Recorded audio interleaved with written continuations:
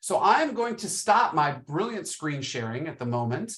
And Mariel, you can take over the screen while I introduce you, if that works. You ready? Let's do it. Okay, cool. So if you don't know about Mariel, geez, you're missing out, because she is the co-director of Duke University's CommonCents Labs, and she is principal at the Center for Advanced Hindsight. Mariel Beasley works at the crossroads of industry and academia, which is a wild place to work.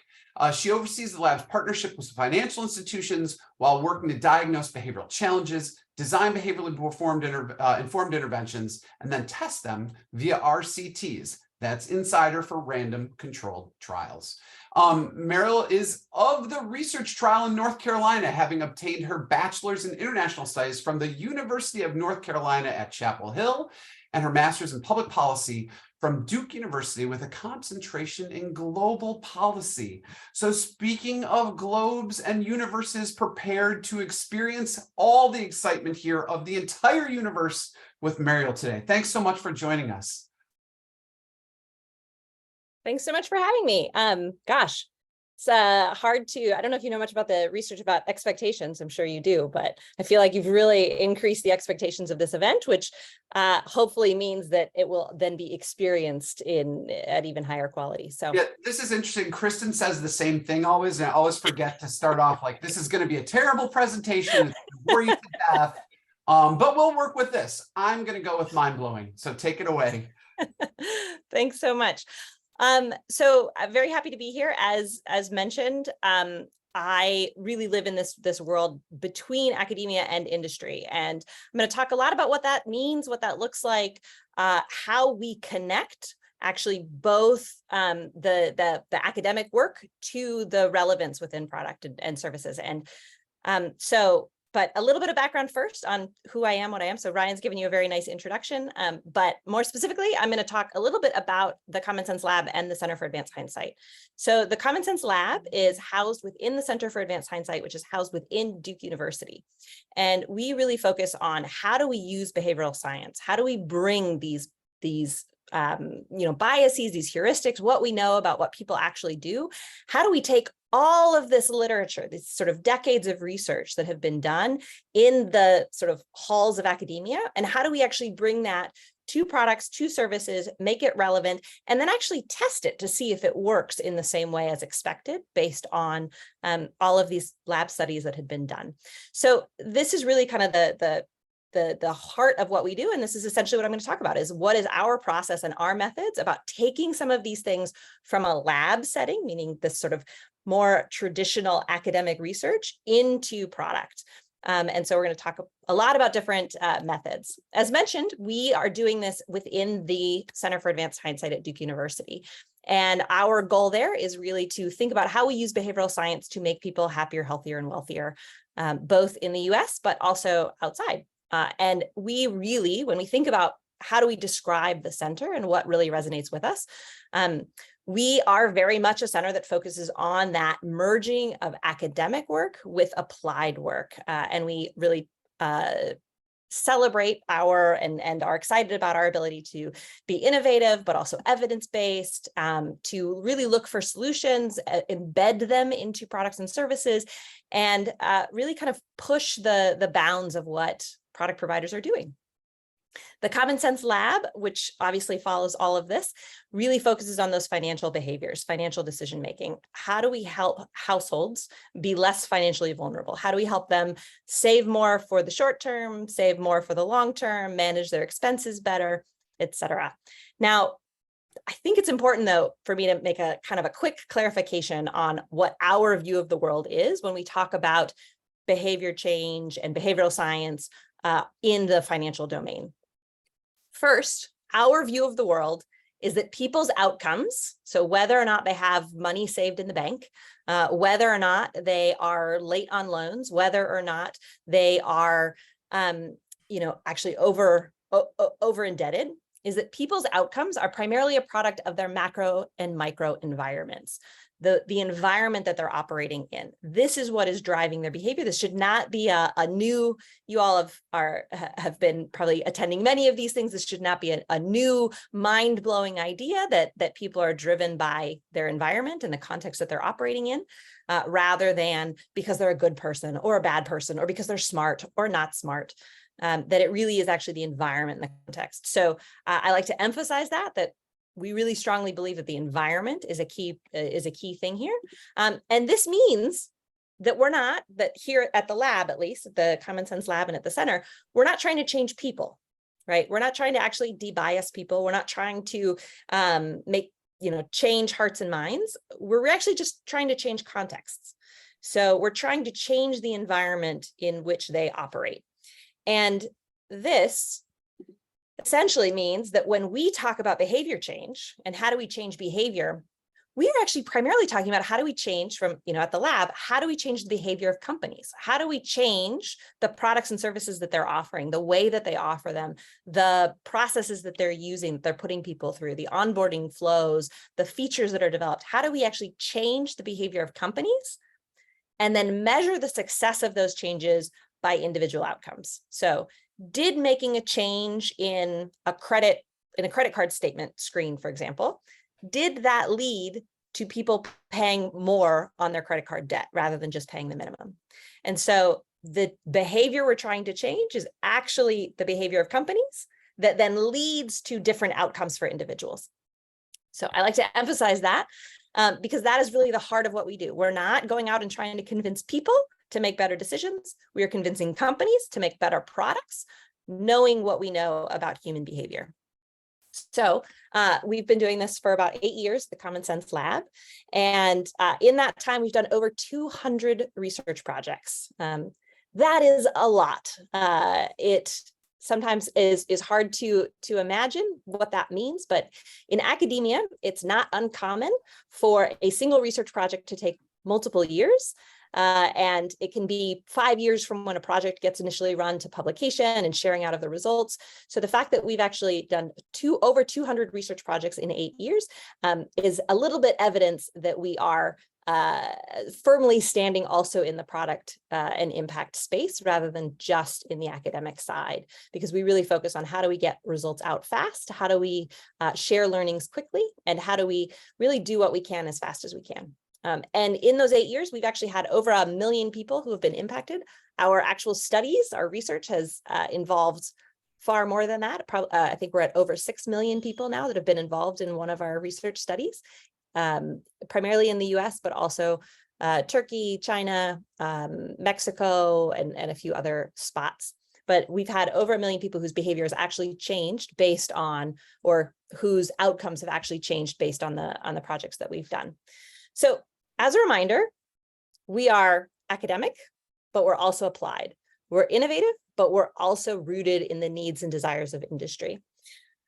So when we think about our process and what we do, which really that's what this talk is sort of how do we take these projects from the lab to the product, we really think about a toolkit, right? So we use behavioral science as a toolkit to help kind of pave the path for people to follow along and have better outcomes.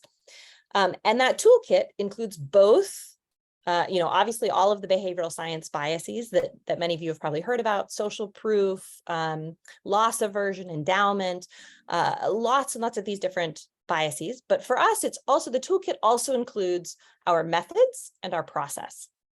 So when I talk about our process, this is how we engage in a research project.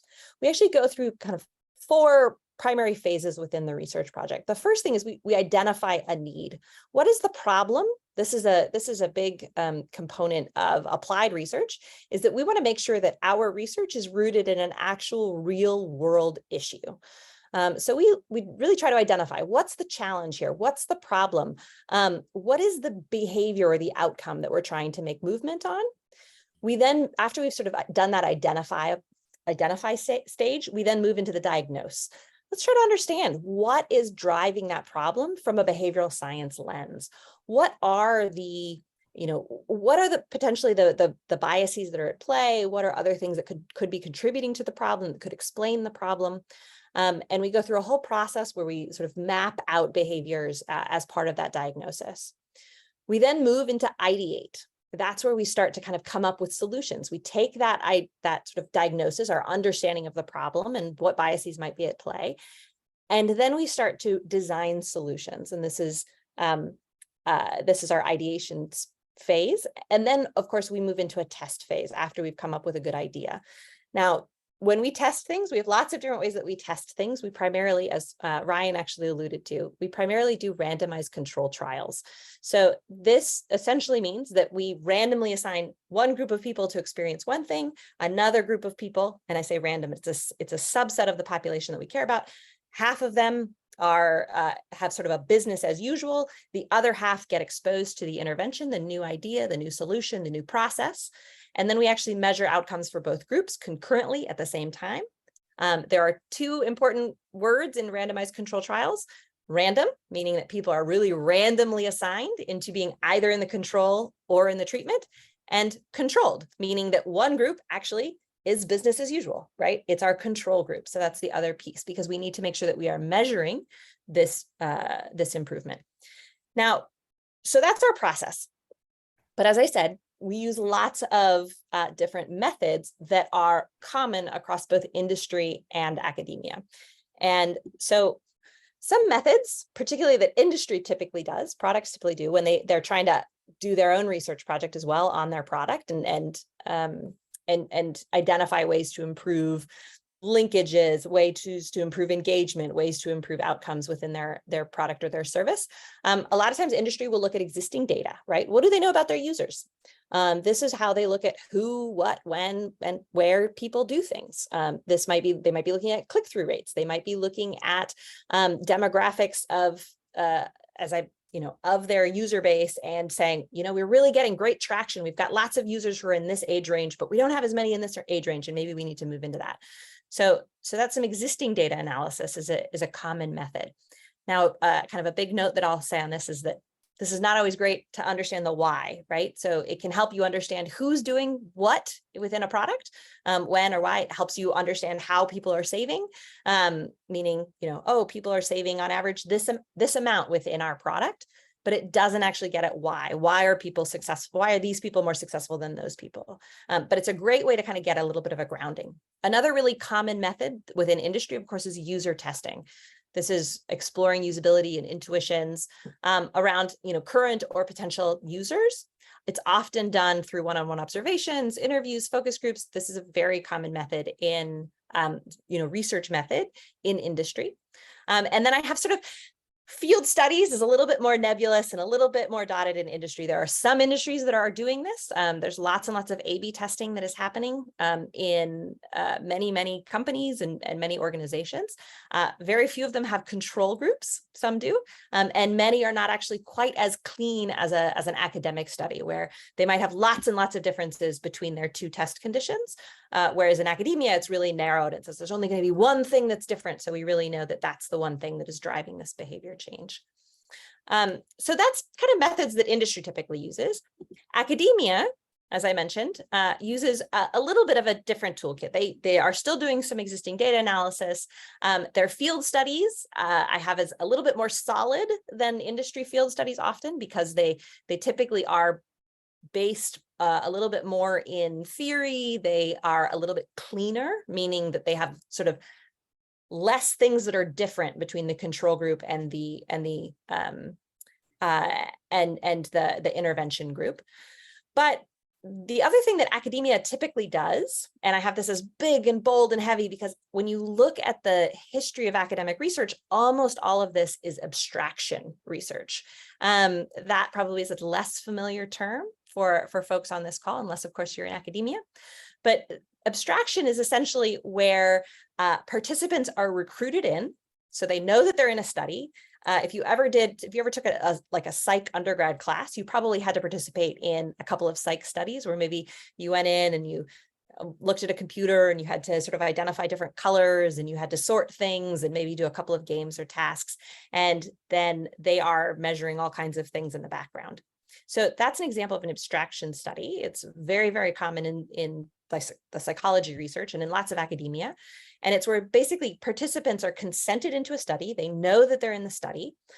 They are then given a game, a task, or they're sort of given different hypothetical scenarios that can mimic more or less to reality. And they often pay participants. Now, I've noted that this is weird. This is, of course, an acronym in academia because most of these studies are done on Western, educated, industrialized, rich, and democratic populations. But when we think about the academic research behind a lot of this, around behavioral science largely, what we see is that a lot of the academic research is this abstraction. So it's on this pretty unique niche population when you look at the world as a whole. And it's often with small groups of people, lots and lots of undergrad students that are participants in this. And that is where a lot of these sort of seminal findings come from, are these sort of isolated lab studies, this abstraction work. So we really kind of actually live between worlds. So our methods include all of these things. We do existing data analysis. We also do abstraction, though. We still have an academic research lab as part of what we do. And so we still do some of those abstraction studies. We still will do user testing. And I'll explain a little bit about when and why we do that, because we do that much less than most industry does. We also do click tests. Now, this is something that I think some industries do this with startups where you're literally tracking how people click, but I'll explain how we use it a little bit differently than what's common in industry. And then, of course, field studies is really our bread and butter. That's most of what we do, is really that testing these things in the field with people. Now, let's put these things together. I said we have a process, we have methods.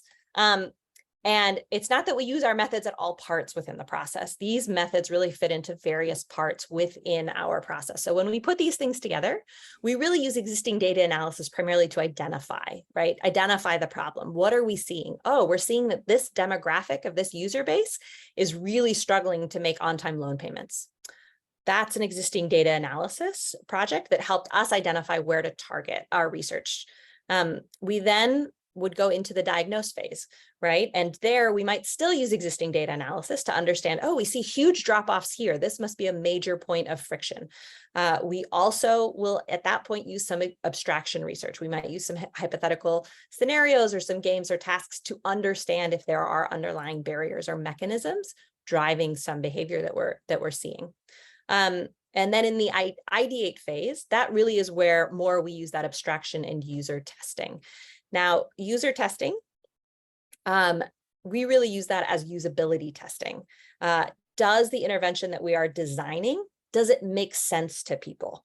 Is it actually priming what we think it should be priming? We're not using it to evaluate whether or not the intervention is effective.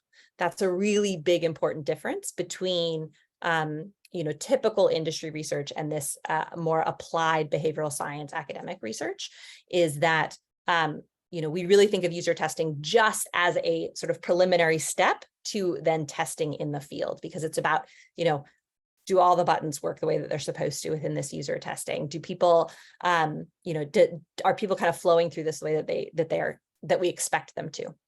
And then for tests, we primarily, this is, when we're actually testing a solution in the field, we are often using click tests or field studies. So a click test, we think of a click test as actually where you don't really want to build the feature yet, right? You need to prove that that it might work, but you don't want to just ask people if they would sign up for something. And so instead, within the product or service, we actually build it in as if it already exists, and then people can click, and then we say, oh, we don't actually have this yet, but thanks for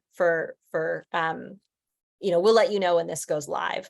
And this is a much better way to get actual true measured intention of doing an activity, actually signing up or opening an account, or actually transferring money, or actually making a payment, than just saying, hey, in this scenario, would you make a payment? Because you're actually measuring people's first step of following through.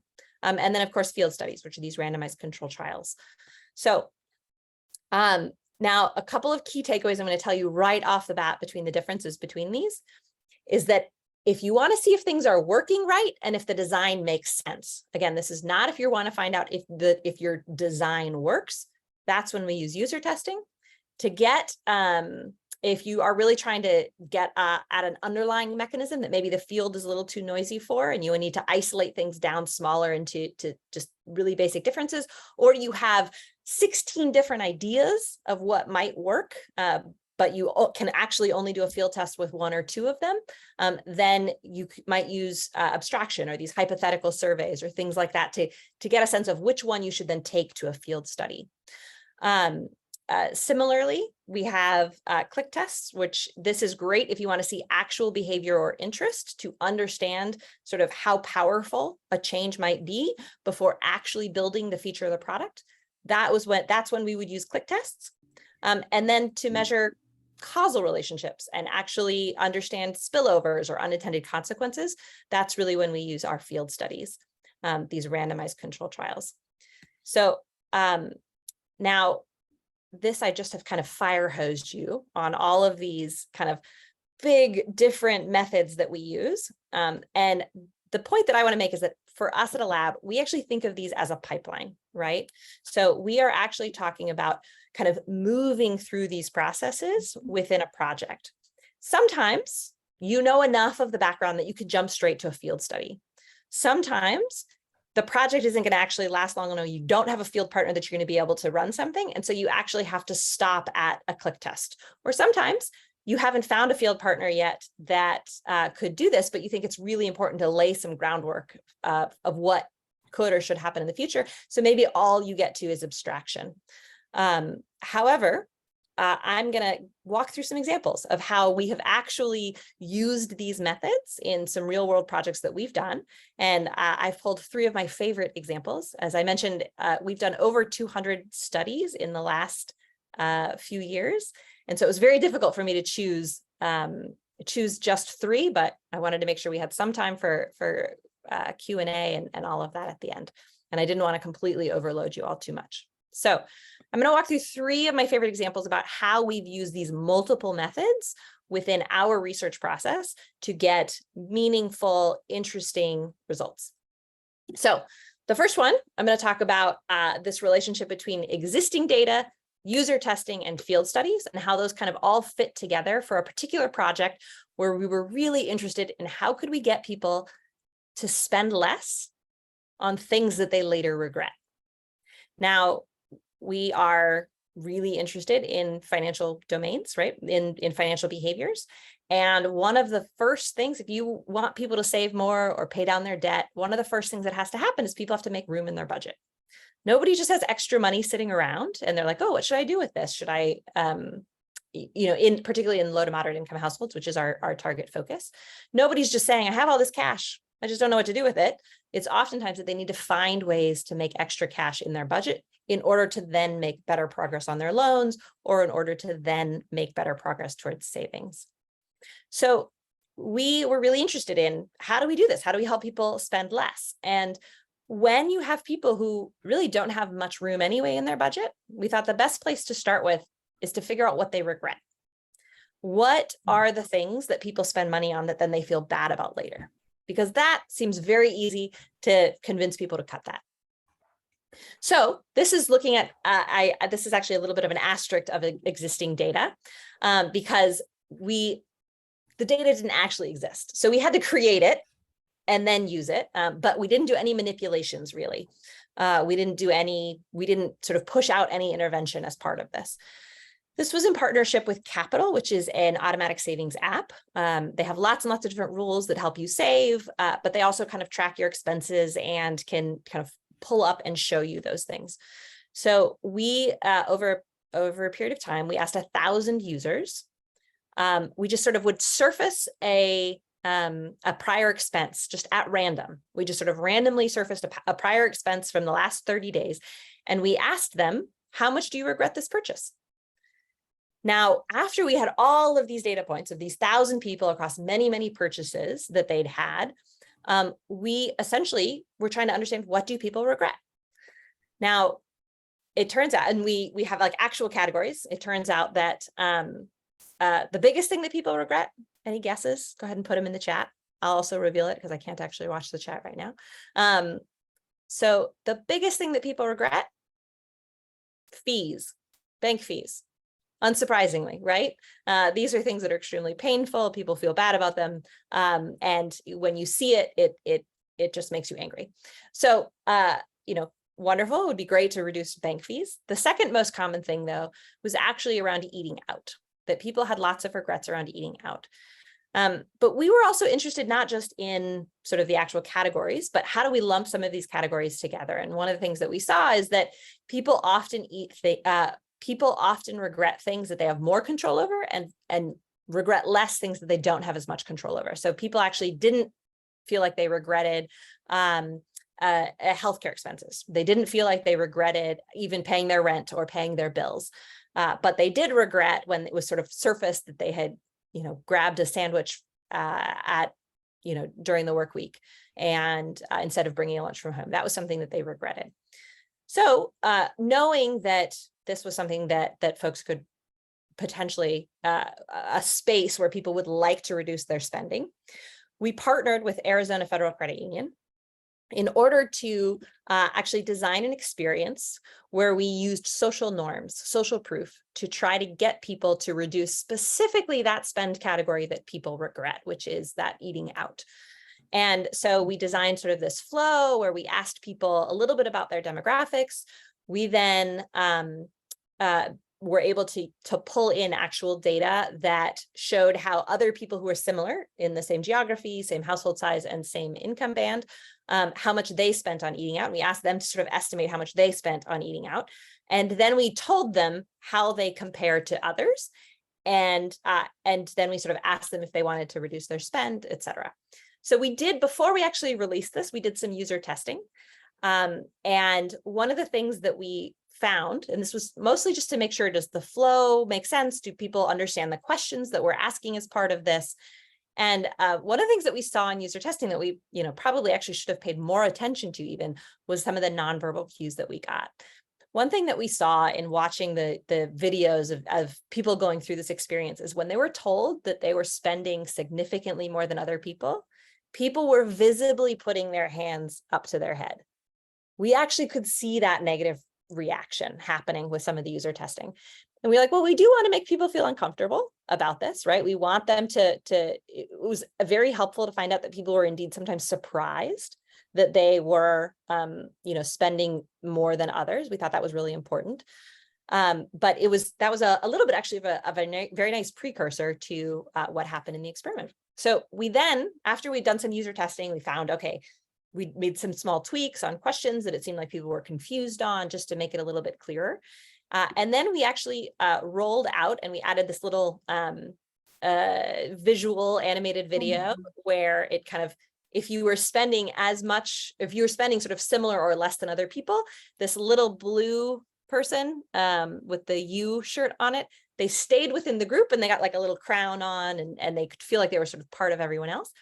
If they were told that they were spending significantly more, there was a little animation that that the little blue person kind of moved away and got sad. And we were really trying to emphasize this, be like others, reduce your spend. And then we asked people if they wanted to reduce their spend, keep it the same, or increase their spending. Now, this was deployed through email, right? So people were emailed. Some people were emailed just basic information. That's our control group. Others were emailed to go through this flow. And one thing I mentioned, this user testing where people actually put their hands on their heads.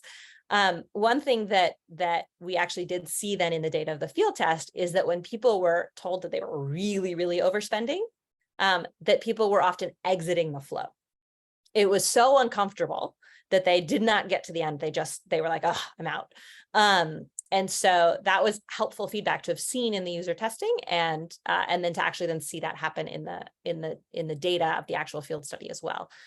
We did, however, interestingly see that members who did go through the flow saw a $17 reduction in their eating out spend, because we were actually able, because this was with the credit union, we could link up their actual spend compared to their prior week and then their week after. And we did see that in that group, we saw a $17 reduction in their eating out expenditure the following week. Interestingly enough, and importantly, that decays, that effect goes away. So it's very visceral in the moment. And the next week, they're like, okay, I'm going to do better. I'm going to bring lunch. I'm going to do all of these other things. Unfortunately, as time goes by, people sort of fall back into their old habits. So this is one of my, I like this example because it really kind of charts that path of how did we use some of that existing data to say, okay, what expenses should we target as something to reduce? Let's look at the existing data to see, or let's create some existing data to see what people regret. Let's then build a solution on that. Let's make sure that it's functioning the way it's supposed to. Let's make sure that the language is clear. And then let's roll this out as a field test and measure the actual impact on behavior. So that's one example. The second example, this is an oldie but a goodie, and this was actually done in collaboration with Irrational Labs, and actually Kristen was part of this, so she'll hopefully she has fond memories of it as well. So this is a nice example of taking some of this abstraction research into a actual click test / field study, and I'll explain why it's kind of a slash between the two. But this was really looking at, long-term savings is very hard. It's very difficult to get people to save for their future self. It turns out that we have about as much sympathy for our future self as we do for a complete stranger. So it's very difficult to convince ourselves to give up something right now that will benefit only that future self and not our present self. And so there's been lots of work in the field to try to figure out how do we pull along this long-term mindset? And so there's some research done from some folks at UCLA that actually sort of take pictures of people, they turn them into a cartoon avatar, they age that cartoon avatar, and then they ask them if they'll save for retirement. It turns out that does indeed actually help people sort of feel closer to their older self, and they will increase their retirement savings after that process. A difficult solution to take to scale, but still a very interesting and nice finding. So we thought, what are other ways that we could help pull people in to a longer term mindset? And so we started with this abstraction. Abstraction in this case was hypothetical studies, right? These are participants that we recruited in an online platform of just people who get paid to take surveys and do games and tasks in their either all the time or in their spare time. And so we used a platform called Mechanical Turk, which is one of many platforms these days. And we basically randomized them into reading different hypothetical scenarios. So for one group of them, we were told, imagine that you earn we told them, imagine that you earn $70,000 a year. How much would you save for retirement? And we asked them actually to create a whole budget, but one of the questions was about retirement. Another half of them that were, again, randomly split between the two groups, we asked, imagine you earn $35 an hour. How much would you save for retirement? And what we saw in this data is that more people really would save more when their salary was framed as $70,000 a year. Now, this was a first test.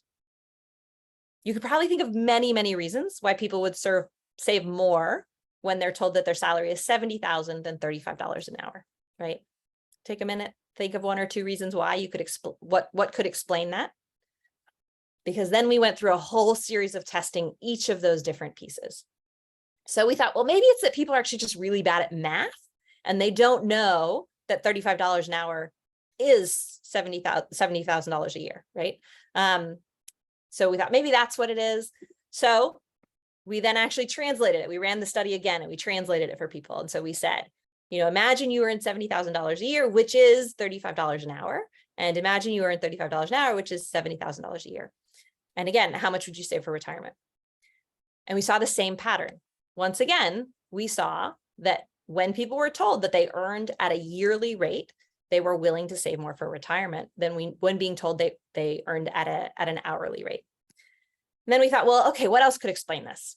Well, it could be actually that when people think about salaried jobs, $70,000 a year, they think of stability, and that the stability is what is actually driving this willingness to save for retirement. When people are sort of thinking about hourly wages, they might be thinking less about stability. And so maybe it's a stability issue rather than this, yearly versus hourly. So then we ran another abstraction study where we emphasized either that the job was very, very stable, or we emphasized the job was very unstable. And so, but again, we kept it as, and so this time, instead of just 2 conditions, there's 4 conditions. So in some cases, they're told that they earn $70,000 a year with a 5-year contract. Sometimes they're told they earn $70,000. A quarter of the people are told they earn $70,000, but could be terminated without notice. Another group is told, imagine that you earn $35 an hour with a 5-year contract. And then the fourth group is told that imagine you earn $35 an hour, but could be terminated without notice. So, and what did we find? Even still, that $70,000, regardless of whether or not they told that they had the steady, that it was steady or unstable, we still saw a main effect, meaning that that across the board, if they were told they were earning on a yearly basis, that's $70,000 a year versus the 35, they were putting more towards retirement in this hypothetical scenario. Now, another thought that we had was like, maybe it's anchoring because 70 is a bigger number than 35. We all know the power of anchors. And so that was getting them to choose a higher percent. So we actually ran another version where we didn't even say the amount. We just said, imagine that you're paid you get a yearly, you're on a yearly salary. Another one, imagine that you are paid hourly. And so we took away the numbers and we still found that the pattern held. Now, this was pretty compelling evidence from some abstraction studies. And we thought, how could we actually sort of carry this forward into, into actual product change? So this is where we came with the partnership with Payable. So we partnered with Payable, who is was a payroll provider for contract workers, 1099 workers. Now, this was a really unique opportunity because they're all technically paid per job, right? If you're a 1099 worker, you're paid per job. But sometimes they have sort of repeat jobs and sometimes, but it's also Payable has enough of that sort of history about processing those payments that they could actually project sort of what your annual salary is essentially. And so they sent an email test to their a large group of 1099 workers, and half of them, they were just told about this most recent job. Here's the breakdown of your payment on this most recent job. And the other group, they took their payments and sort of projected out what their annual salary was in their 1099 work. And then they asked, how much will you contribute towards your retirement this year? Now, this is really kind of a click test because Payable doesn't offer a retirement savings product, right? They couldn't actually take them into, immediately be like, great, we'll withhold this for you.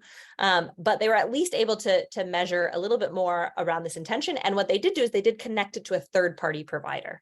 So who actually would be able to set them up with a long-term savings project, depending on the amount that they clicked. But what we could see, what we could capture is, actually the amount that they said. Now, this is substantially better than just asking, if we gave you the option to save for retirement, would you? How much would it be, right? And so it's a very, the statement is very much, we're assuming that it's something, and then the click button actually takes them to a place where they can make that happen. Now, just to zoom in a little bit, this is the short-term frame, which is, just breaking down that payment.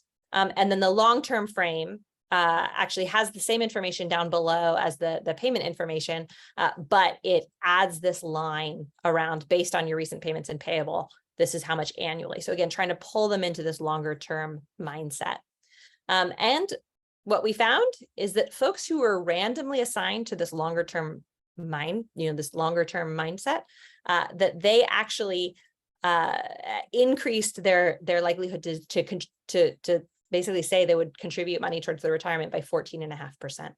So that's not an insignificant number, particularly when you think about the number of folks, particularly who are 1099 workers, who do not have access to a workplace retirement program, who are not actively saving for retirement.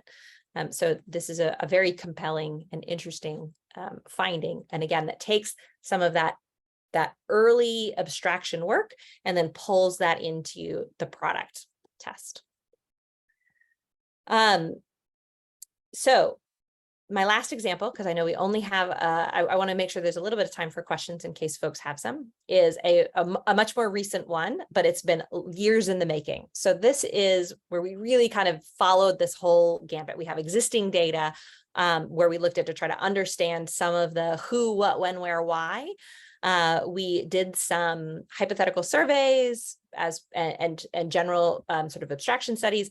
We then did a click test, and then we also did an actual field study on this. And we did this with a variety of partners, Capital again, NARMI, which basically does a lot of the sort of back end for credit unions, Inclusive, which is a network of credit unions, and then their tech partner, Visify, who does a banking platform for those credit unions.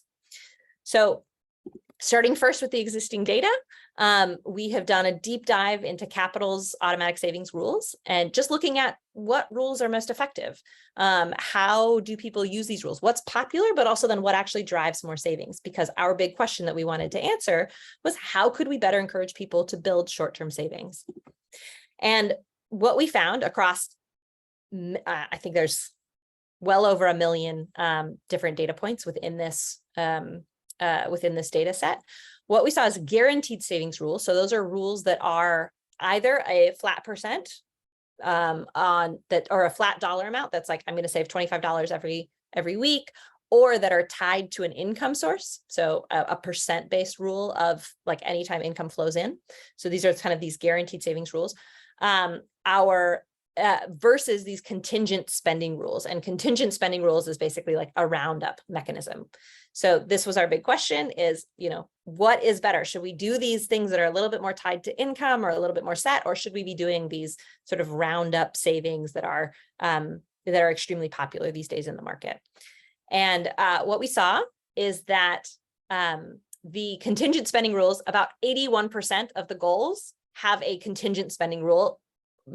Almost all of them, it's a roundup rule where, sort of a keep the change, versus the guaranteed savings rules, only 41% of the goals. Now, the reason why these numbers add up to more than 100 is because some goals have multiple rules set up. So a single goal might have both a save $25 a month towards this goal, but also round up into it. But you see, there's a lot of popularity in this roundup. But that actually the guaranteed savings rules led to a significantly greater savings balance. So it actually helped people really save in meaningful ways, anywhere from 1.5 to 3.5 times as much than just sort of this roundup savings. We also did some, so that was looking at people actually saving. We also did some hypothetical funding mechanisms. We asked people to imagine they're joining a credit union and they have these various ways that they could set up savings. And we sort of across the board, we defaulted them into one, and then we actually showed them to all of them at the end and said, tell us a little bit about which one do you find most interesting, which one do you think would be easiest, which one do you think could save the most, and which one would you recommend? And what we find here is, again, a lot of people are very interested in, and they think it's very easy, and they would even recommend Roundup, but they also understand that it will not actually help them save very much. And so when we talk about the fact that, in the United States, it's about 1/3 of households would not be able to cover a $400 emergency expense, people probably need to actually save more than pennies, right? We need to have products that actually drive meaningful savings into banks. But so this was actually really helpful, that looking at this and understanding that, like, okay, we know that people intuitively are like, oh, I love Roundup savings, but they also actually kind of know that this is not very effective. And so we said, let's really focus on these income, these more income-based savings, but let's also just think about creative ways to do this. And so a few years ago, actually, we had partnered with NARMI, as I mentioned, and we did a click test. So this was within NARMI. They essentially surfaced to their users to choose a way to autosave. Now, NARMI didn't actually have these savings mechanisms set up yet. They were exploring which ones they should build, but they didn't want to commit all of the dev resources to it happening. And instead of just surveying people and saying, which one of these would you like, right? Because you end up getting a lot of responses like this, where people say, oh, I'm really, really interested in this one, but it might not actually be the one that is best for them. And you also get a lot of people saying, oh yeah, I'm really, really interested in this, but then not actually signing up for it. But with NARMI, we actually basically asked people to think about ways that they wanted to save in this click test. So people sort of feel like they're making an actual choice in this space. And what we found is that 60% almost choose an automatic option. So first of all, people are interested in automatic savings and they want smart ways to save. And across all of them, this actually save on payday was the most popular, more than saving off the top, more and even more than just approving savings. But it certainly was the most popular was to save on payday. So we thought, this is great. This is really promising, but we also want to actually understand, does this work for people? Do people use it? Do they turn it on? Do they end up turning it off when it actually kicks in? How does this interact with other things? And so we just fairly recently actually wrapped up this study with Inclusive, which is, as I mentioned, a umbrella for lots of credit unions. And this was across multiple credit unions. We partnered with Visify, which is their banking platform for their online banking, so that when a member logged in from any one of the participating credit unions, they would get prompted either to set up this sort of more traditional flat dollar-based savings prompt or a percent or payroll-based savings prompt. And they were prompted to set, and they could always actually choose a different option later, particularly actually in the payroll-based savings. They could still set up a flat dollar amount elsewhere within the mobile banking app. But so people are sort of defaulted into one of these prompts to set them up. Now, we actually had a hypothesis that more people would be interested in saving based on sort of some of this abstraction work. We thought more people will want to save with the flat dollar-based savings amount. We might see that people are sort of more comfortable with that because it's more standard, it's what's more common. But we thought people would save more if they actually did the percent-based payroll.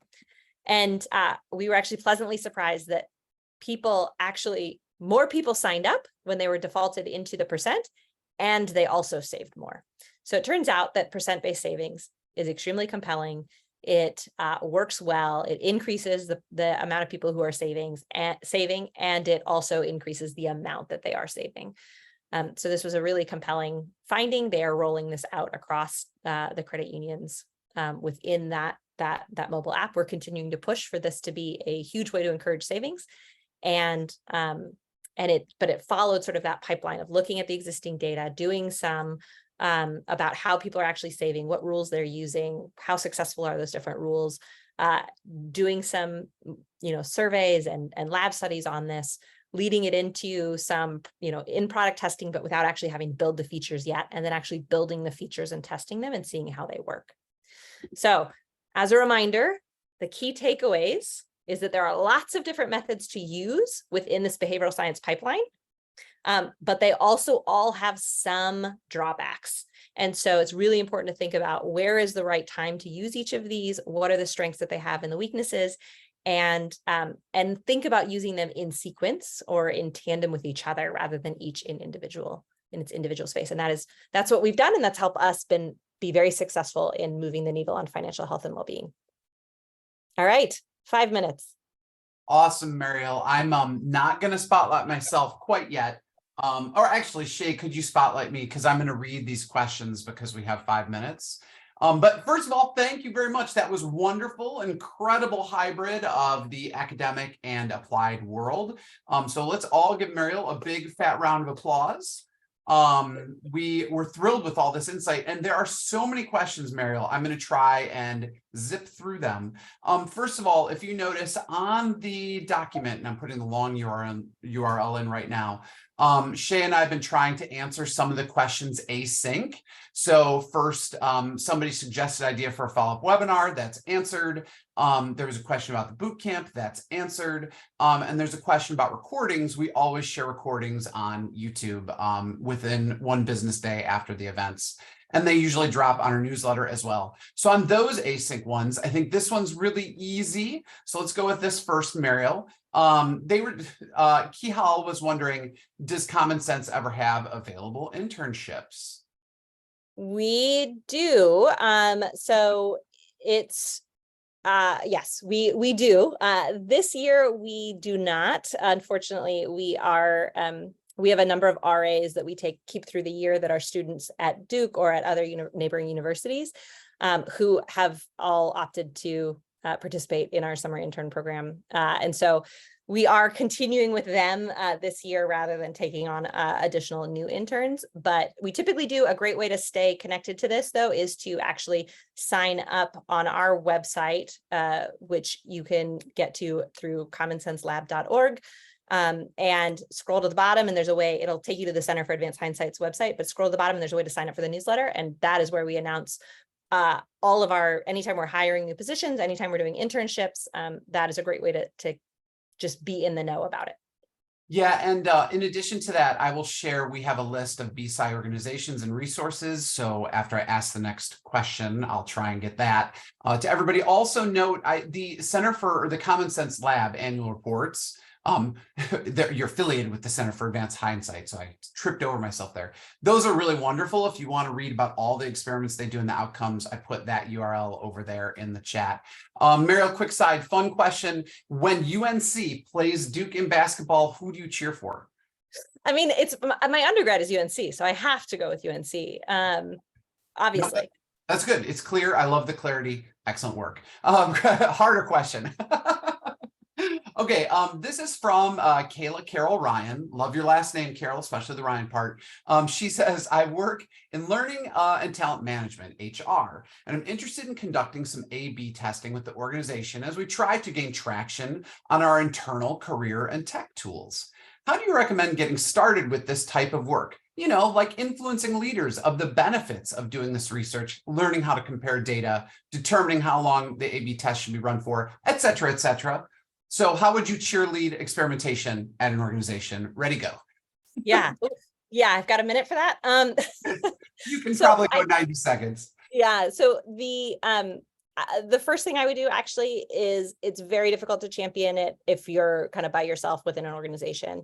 It is much more helpful, I think, to actually have a couple of like more prolonged conversations with folks like Irrational Labs or folks like us, the Center for Advanced Hindsight, or other sort of practitioners, to actually come in and do talks for leadership. It can really help. It can really help energize people and start getting them excited about it, and then it can help. And then, potentially a closer relationship can help think through what would be necessary and unique in like each individual situation to actually run an A/B test and what that looks like. That's sort of my best advice right now.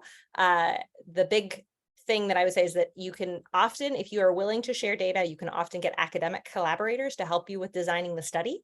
But the big note that I would note, this is sort of why I had field studies as a little bit messy even in academic research, is because they tend to want to run really clean field studies. They also, academics tend to be less willing to compromise on a field study than sort of a practitioner organization or a consultancy like Irrational Labs. So there is this sort of trade-off about getting sort of the free support from academics versus sort of more bespoke consultant relationships to help support that.